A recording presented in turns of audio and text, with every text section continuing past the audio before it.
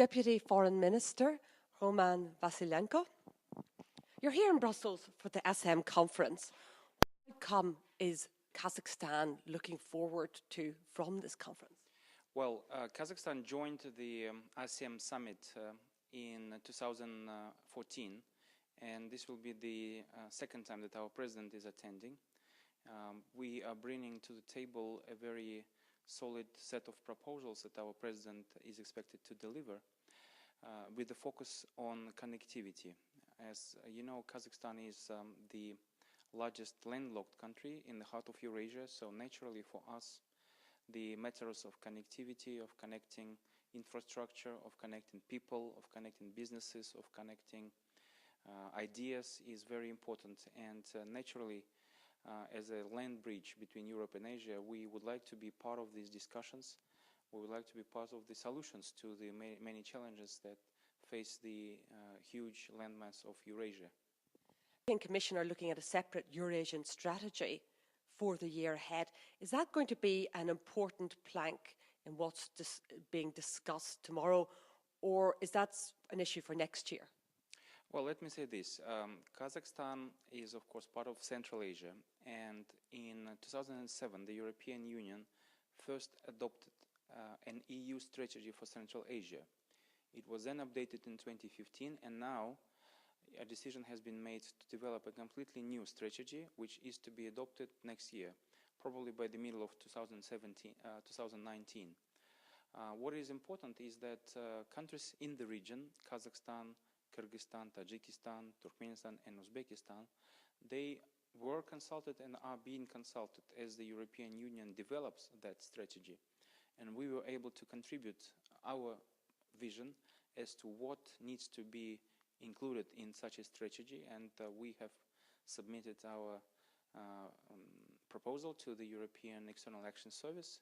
Our idea is that the EU strategy so far has proven to be rather successful.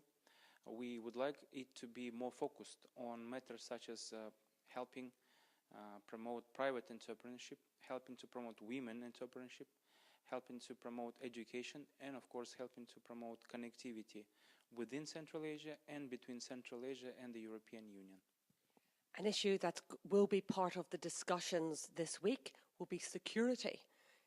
What role will that strategy play in making the region more secure in general, not just for your region, but for both Asia and the EU? Well, let me say this.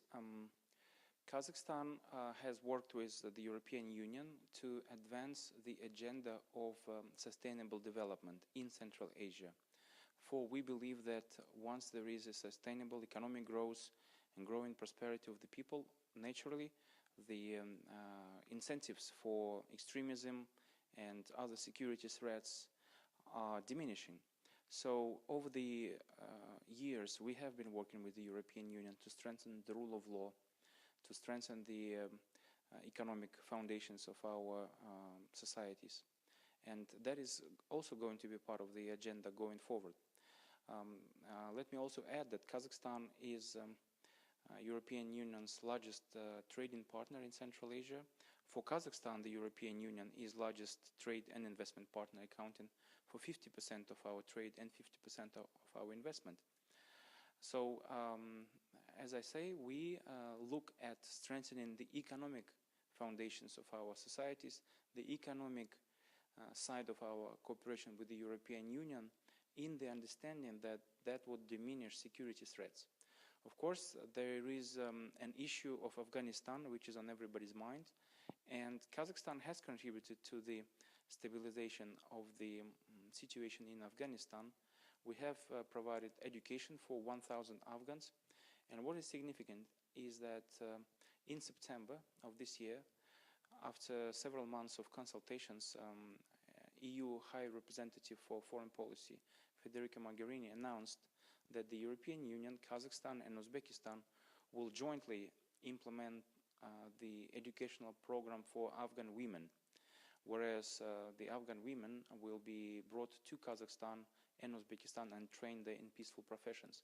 So that is part of our overall cooperation with the European Union.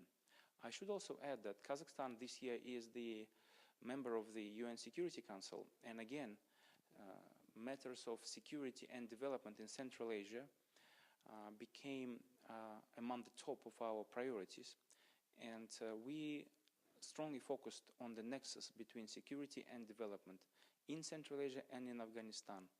And as part of our membership of the UN Security Council, and especially as part of our presidency of the UN Security Council in January 2018, we specifically arranged several events and ensured the adoption of an important document by the UN Security Council, which is a presidential statement and which features the approach of the international community to the situation in Central Asia and to the way forward for Afghanistan.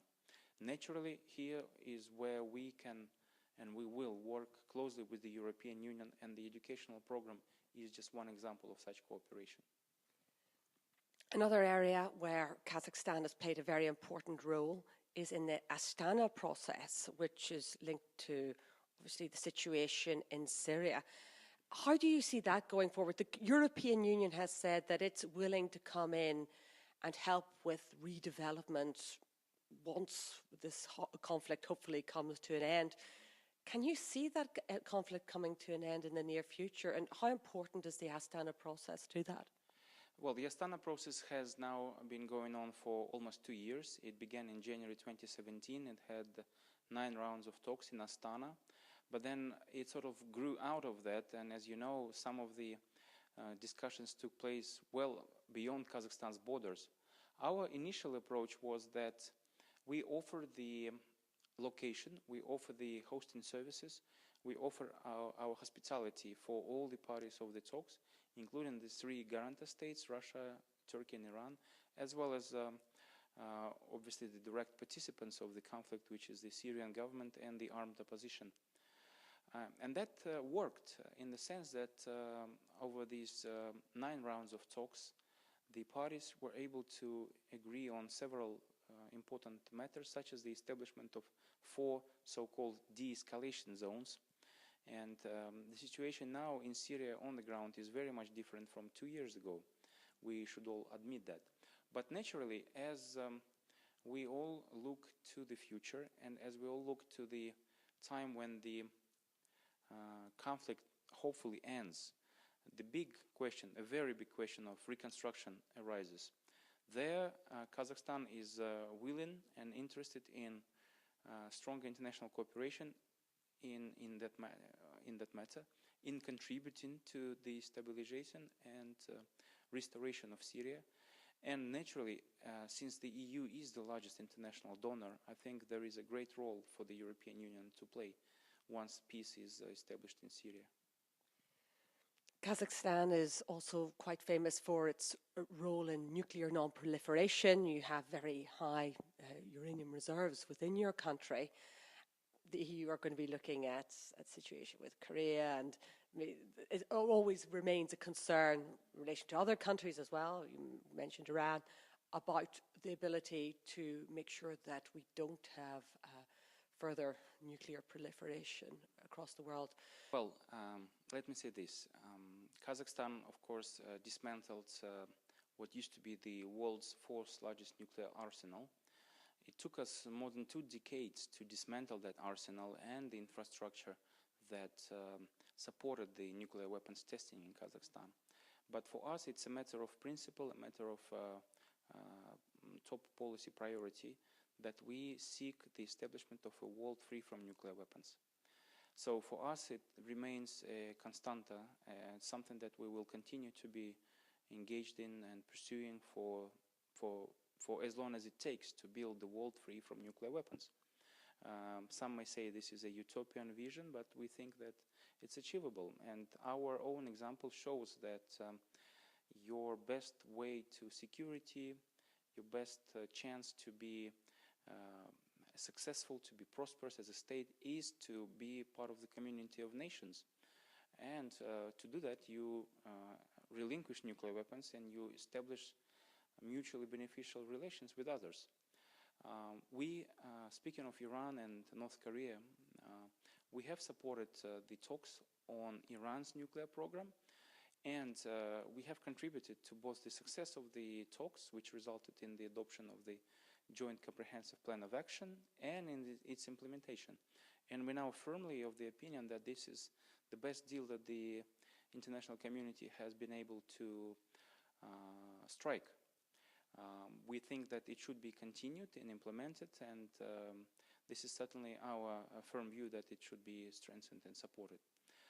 In terms of North Korea, naturally we are encouraged by the many signs of progress, of talks between North Korea and South Korea, between North Korean president and the US president and other officials, and we hopeful that these talks will result in concrete agreements on the demilitarization, denuclearization of North Korea and the entire Korean peninsula. We offered our experience as a help for North Korea even when it engages in nuclear disarmament, and we offered this experience to others to look at our experience, to learn from the pitfalls that we had over the 2 decades of disarmament, but also learn from successes so that there is no need to repeat mistakes.